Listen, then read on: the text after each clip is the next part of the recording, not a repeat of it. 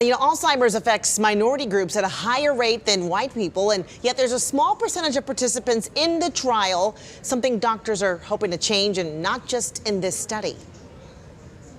My paternal grandmother lived with Alzheimer's for nearly 10 years. That's Zoe Fort with her dad and his mom. She died in December at age 95. We certainly had many struggles. It's like you're watching them turn from somebody that you knew very well to somebody that has no idea who you are when you walk in the room sometimes, as they just so desperately want to remember and they can't.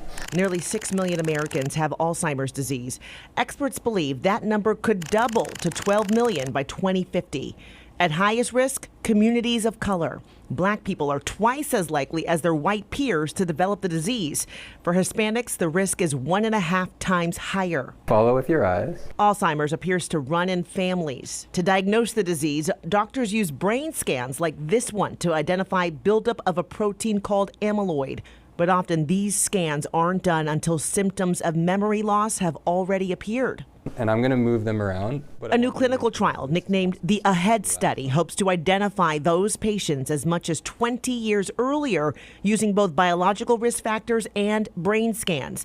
The goal? To intervene with a drug called lecanemab that may slow or even stall the disease. We know that this is a promising and safe drug that can be monitored. Dr. Seth Gale runs the trial site at Brigham and Women's Hospital, and he says lecanemab has shown it can remove amyloid from the brain. And we're trying to see if you do that early, if we can demonstrate that changes of thinking and memory are different than the placebo arm of the study.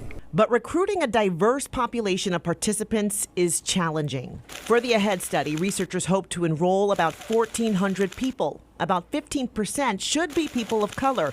But so far, the number of Black Americans in the study is less than 5%. We haven't been super successful. It's been a challenge for our site for this study.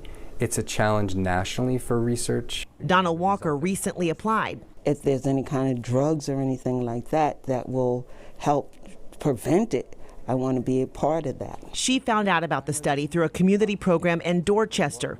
She's 66 years old and healthy, but she still worries about Alzheimer's in her family. Her mother and grandmother both had the disease. I don't want to have to go through that. Zoe understands her pain, but also the potential for this new drug. She now works as a research assistant, explaining the study to anyone who's interested.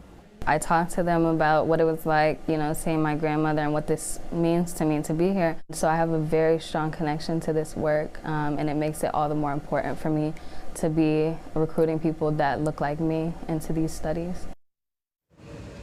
Yeah, to join that study, you must be a healthy, non-smoking adult between the ages of 55 and 80. You can find the other requirements posted on our website right now and, of course, on our app as well.